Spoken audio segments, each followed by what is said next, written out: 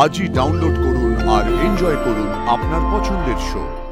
দিদি, আজকে রাখি বন্ধনের দিনে দাদার পাশে দাঁড়িয়ে সত্যি বলতে ইচ্ছে করছে, দাদাকে পেয়ে আমি গর্বিত।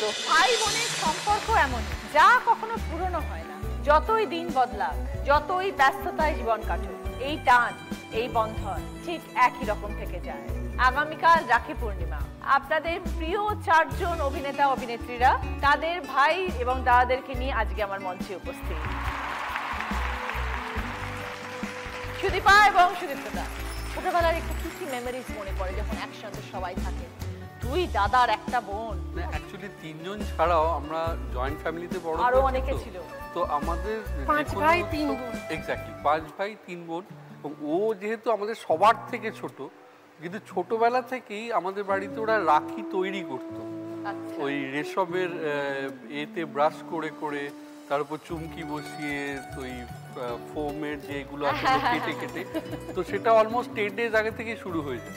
আর ওর তো একটা বিশেষত্ব আছে যে ও রান্না বান্নায় খুবই ভালো। গিনিপিগ ওরাই ছিল, আমাকে কিচেনে তো অ্যালাউ করতো না। আমাদের বিরাট বড় পরিবার, মানে কোনো একটা উৎসবে আমাদের 30 জন হয়েই যেত।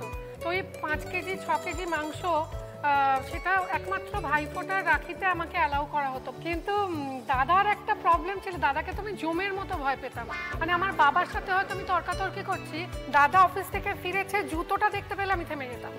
আমাদের দুজনের, আমার ছোটদার সাথেও বেশিরভাগ সময়, ওর সাথে রোজ হয়, সেটা হচ্ছে রাত্রি 1:30 অবধি আমরা ফোনে গল্প করি। হ্যাঁ, আমার মা যতদিন বেঁচে ছিলেন মানে বিরক্ত হয়ে বলতেন, 2:30 বাজে, হ্যাঁ রে তোরা রোজ কথা বলিস, তোদের কি এত কথা থাকে? কি খেয়েছিস, কি খাবি, আচ্ছা দাদা কালকে এটা খেলে হয় না, আজকে কি খেলি, আজকে অফিসে কি হলো, আজকে আমার শুটিং এ কি হলো, পুঙ্খানুপুঙ্খ আমরা সব জানি। এখনো তাই হয় রোজ। আমাদের আড্ডাটা না কোনো জায়গায় থেমে থাকে না, মানে পলিটিক্স থেকে শুরু করে ফুটবল, ক্রিকেট, ফিল্ম, এভরিথিং, মানে সব কিছু নিয়ে আমরা একটা। আমাদের লাস্টে এন্ড হয় সবাই খারাপ আর আমরা খুব ভালো। সুদীপা এবং সুদীপ্তদা, খুব ভালো লাগলো। সুদীপা তো খুব কাছের আমাদের জিয়ের পরিবারের মানুষ এবং এত বছর ধরে ওকে আমি দেখছি, কিন্তু আপনি আমাদের মাঝে এসেছেন, সেই জন্য আপনাকে অসংখ্য ধন্যবাদ এবং ভালো লাগলো ভীষণ আপনার সাথে পরিচয় হয়ে। এইবার তোমাদের দুজনের সাথে কথা বলি, কৌশিক দা এবং দিব্যা। ব্যাপারটা হচ্ছে আমাদের এজ গ্যাপটা অনেকটাই, যার ফলে প্রথম দেখেই হচ্ছে কৌশিক দা মানে খুব ভয়ঙ্কর, মানে দাদা তো সেই হিসেবে সবকিছু দুষ্টু। আমি একটা জিনিস বুঝতে পারছি না, এটা কি দিদি নাম্বার 1 এর মঞ্চ বলেই আমাকে এখন কৌশিকদা কৌশিকদা বলে ডাকছে? এমনিতে সারাক্ষণ বাপ্পাদা বাপ্পাদা বলতে থাকে। ঠিক আছে, আমরা সবাই কৌশিক দা বলে জানি বলে কৌশিক দা বলছি। না, এটা আমার মায়ের সাথে হয়েছিল একবার, বকখালি বেড়াতে গেছিলাম, কিছু পুলিশ এসকর্ট আমাদের গার্ড করে নিয়ে আসছিল, মাকে আগে চেয়ার দিয়ে দিয়েছি, তো মা পেছন থেকে বলছে কৌশিক এসে বসো, আমি ভাবছি কাকে ডাকছি। এটা হয় না, এটা হয়। যাই হোক হ্যাঁ বলো। জন্ম বেড়ে ওঠা সবটাই দিল্লি, অন্য শহরে থাকতাম, আর তারপরে আমার থেকে এতটাই ছোট, মানে আমি তখন প্রায় 12 ক্রস করেছি, তখনও বোধহয় এসছে। তারপর এখন কলকাতা আসার পর ঠিক আছে, এখন একটু এখন তুমি দিব্যা বেশি বুঝতে পারছো, এখন বেশি পাই, এবং মানে আমাদের পার্টিকুলারলি কিছু ডেটস আছে, যেমন ভাইফোঁটা, রাখি, পুজোর টাইমটা, মানে একসাথে থাকা, সিনেমা দেখা মাস্ট, খাওয়া দাওয়া মাস্ট, আইসক্রিম খাওয়া মাস্ট রাত্রিবেলা। দিব্যা, খুব ভালো লাগলো তোমার সাথে থ্যাংক ইউ সো মাচ। কৌশিকদা ভালো থেকো। চান্দ্রে এবং সীমান্তদা, হ্যাঁ এইবার গল্প শুনুন। বিস্তৃত দাদা, মিঠুদা, মানে ভালো নামটা লেখা আছে এখানে, বাট আমাদের কাছে মিঠুদা, আমাদের কাছে প্রিয়া।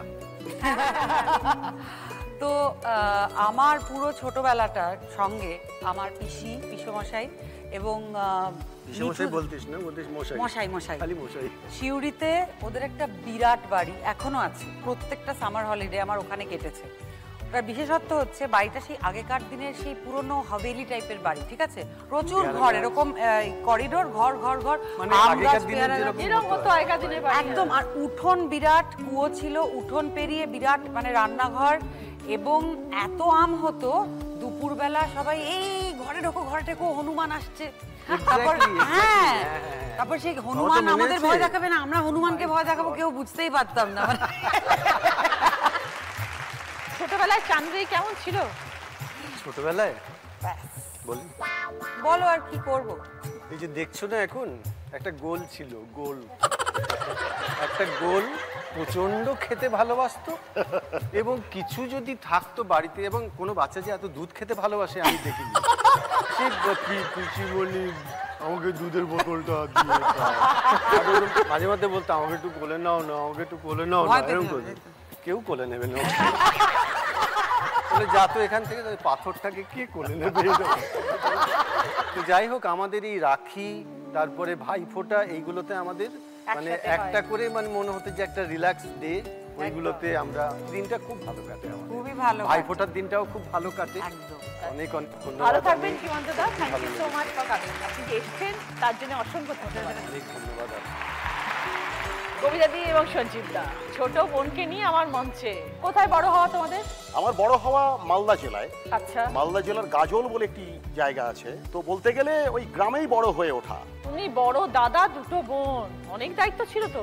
মানুষজনের ধারণা যে আমার উপরে অনেক দায়িত্ব, কিন্তু আসলে তা নয়। সত্যি আমাকে আমার দুই বোন কিছুই করতে দেয়নি। আমি সত্যি I consider myself the happiest person in the world. ওরা আমাকে পুরো ছেড়ে দিয়েছে, তুই অভিনয় কর। আসলে ছোটবেলা থেকে ওই গ্রুপ থিয়েটারের চর্চার মধ্যে মাঝ রাতে বাড়ি ফিরতাম, মা ভাতের হাঁড়ি নিয়ে বসে আছে, তারপর আমি খেয়ে শুলাম, তারপরে মা শুলো। কিন্তু তারপরে কলকাতায় যখন চলে এলাম না, সত্যি কথা বলতে কি আমাকে কোনো কাজই বাড়ি, বিশেষ করে বাবার যে দেখাশোনা, বাবা আজকে নেই, যে মানুষটিকে সব থেকে বেশি মিস করি তিনি তো বাবা। সেই বাবার অভাবটা আমার দু বোন কখনোই আমাকে বুঝতে দেয়নি। So I am very much proud of them. Kabita di নাটক দেখতে যেতেন সঞ্জীব দা? ওরে বাবা, এই নাটক দেখা সে এক মজার। এই রাখি বন্ধনেই এমন একটা নাটক ছিল, মানে কিরকম আমি একটু বলি। নাটকের শেষ দৃশ্য, বুঝলে, এবার শেষ দৃশ্যে প্রোটাগনিস্ট যিনি, তিনি অ্যান্টাগনিস্টকে মেরে ফেলবেন। এবারে দৃশ্যটা এরকম, রিভলভার দিয়ে তাকে মারছে, আর আমরা বুদ্ধি করে ঠিক মঞ্চের পেছনে একটা চকোলেট বোম দেশলাই দিয়ে জ্বালানো হবে, এবং ও ফায়ারটা করবে পেছন দিক থেকে, ওই সময় বোমটা ফাটবে। কিন্তু আসলে তা হয়নি। বর্ষাকালে বোমটা ফাটেনি। এবার আমি সেই প্রোটাগনিস্টের চরিত্রে অভিনয় করছিলাম, আমাকে উইংসের ফাঁক থেকে বলছে ফাটছে না, ওটা পুরো ড্যাম্প হয়ে গেছে। আমি তখন অ্যান্টাগনিস্টকে বললাম যে তোকে আমি রিভলভার দিয়ে মারবো না, তোকে আমি তড়পে তড়পে মারবো, বলে আমি পকেট থেকে একটা ছুরি বার করি। এবার ওই ছুরিটা দিয়ে যেই মেরেছি, পেছনে বোমটা ফেটে উঠেছে। এবার ওরা আমাকে এই রাখির দিনের এই নাটকটা মাঝে মাঝেই বলে।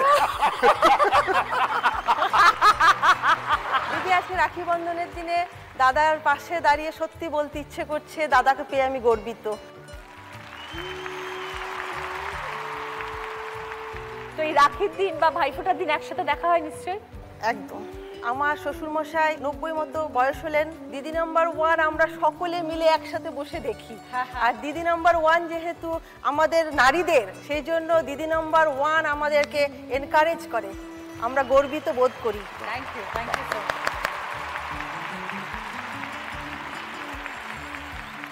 থ্যাংক ইউ কবিতা দি, আপনি এসেছেন। সঞ্জীব দা তো আমাদের নিজেদের লোক, আমাদের অভিনয় জগতের মানুষ, কিন্তু আজকে আপনি এসেছেন, আপনাকে অসংখ্য ধন্যবাদ।